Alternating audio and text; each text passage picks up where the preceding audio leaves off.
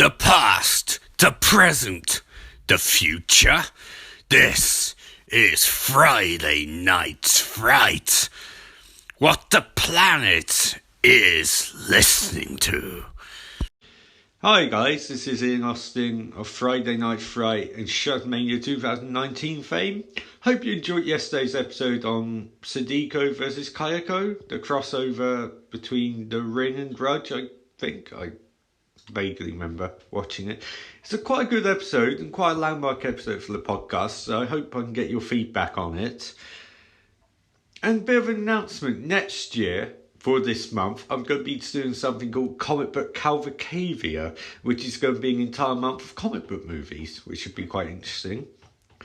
I imagine on day 25 I'll be covering Justice League, but don't worry, that won't go up for another year, so you don't have to worry about that. But today I'm going to be covering Sam Was Here, which is definitely a movie of some kind.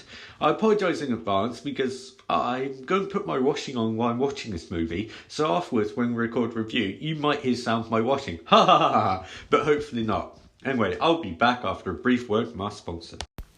Hello, this is Ian Austin, Friday Night Fright, back again, and I've just watched a little movie called Sam Was Here. Not a bad movie at all.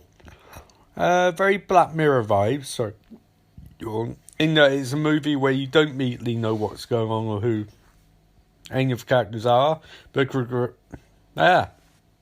they'll go blue, but progressively gets weirder and weirder, and you find out more and more until you get to the finale, and you're like, huh. And then go, huh. And then you allow a little sigh and realise, and that's a new episode of Black Mirror right up, all ready for you. And I went on Shudder and I looked for the next episode of Black Mirror, and then I realised, wait a second, Black Mirror's not on Shudder. And also, this isn't a Black Mirror episode. It's the movie. And then I was like, oh, that's okay then.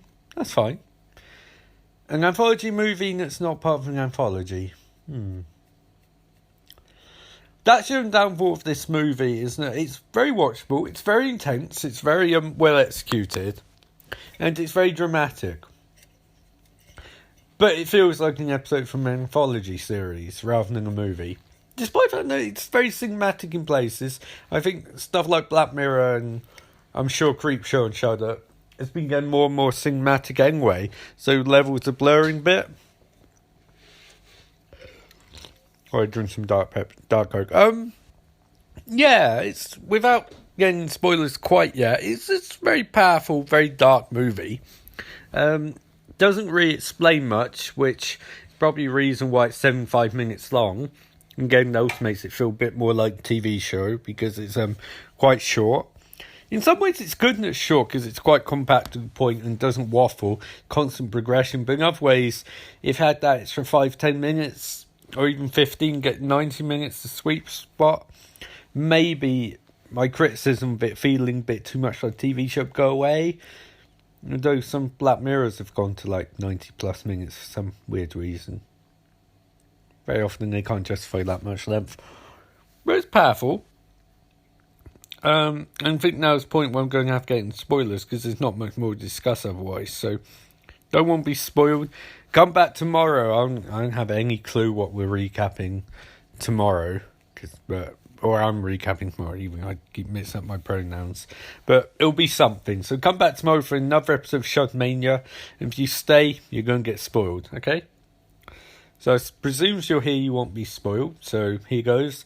This is a weird fucking movie about a guy who is in a strange place and may or may not have murdered a little kid, and all the civilians, pedestrians, residents of the town wear like weird masks and attack him. Weird like human masks. Like what's that shitty American eatery? Big Boy, Big Boy in America. The way that weird statue looks, the masks look like that. Can't point blank S2. Not presidential, but that sort of thing. And anyway, they're all trying to kill him. And he's proclaiming his innocence. And he's proclaiming his innocence firstly by killing and maiming most people he comes in contact with. Which, you're already being hunted by creepy mask-wearing hillbillies and you're murdering them? and police. It's just going to make them want to kill you more, mate. So you have to mention Sam is trying to find his innocence, because everyone say, the kid's been tormented by radio shows. Sort of like, you murdered this kid. And he's sort of, I didn't do it. And they're like, you did. And he's sort of like, I didn't. And that takes us through the first 3/3 of the movie. And all the while, he's trying to find a guy named Eddie, who we only see from the back, and looks kind of the guy from Watchmen Rorschach, Jackie Haley. Kind of looks like that. Guy from the back, kind of a creepy performance by whoever played Eddie. He's like second main actor in cast, but I can't remember who he was. But it's really creepy, and it's sort of like, it's like a stage play, but a stage play for lots of murders set in multiple locations. Not much like a stage play at all. And he's trying to find Eddie, but can't. And Eddie's sort of like, you murdered her, and I've got this fake news. Now I'm going to tell people it's real news. I'm saying that your innocence is fake news. And he torments Sam with that. And Sam's like, I got to call my wife. And he calls her and keeps leaving messages and wondering, why aren't you picking up, honey? Why aren't you picking up my daughter? And he's got lying in the back seat. And then you find out at the end that he may have murdered a little kid. Because apparently Sam died 5 years ago according to his wife. And then he's taken in shower by a bunch of hillbillies, and they throw fucking acid on him, and then the movie ends. Quite intense. I think it was missing one or two bits of connective tissue. Like, once you've done that reveal, there has to be some payoff as to whether he's imagining it, because it's implied that he's dead. And this is all him hallucinating, but it's also implied that he's alive, I guess. So it's sort of vague on that end. And vague ambiguity's fine sometimes, but it makes a short, compact movie that you could have had a bit more at the end explanation.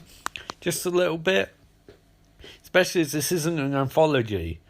Like, anthologies can end kind of vague because they're one-offs, and you're playing into a bigger overarching story, even off story, bigger overarching theme. This isn't. This is just a one-off. So I would have liked maybe one scene of clarification at the end, but it's watchable.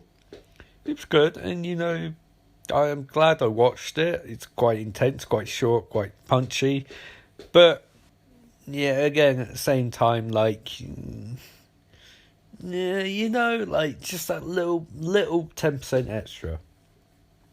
Little 10%, 7.5 more minutes. 7.5 more minutes would have been perfect, But couldn't quite get there, so that's fine. But good, watchable. I'd probably give it... I'd probably go for 3.5. 4 skulls out of 5. I don't vote on Shudder, as you know from my voting thing I did the other day. On Friday for you. It was like years ago for me. But yeah, I definitely recommend this. And what am I watching tomorrow? Fuck it. Scanners. I'm watching Scanners tomorrow, if that's on Shudder. But anyway, for now, this is Ian Austin signing off, saying remember, life is beautiful.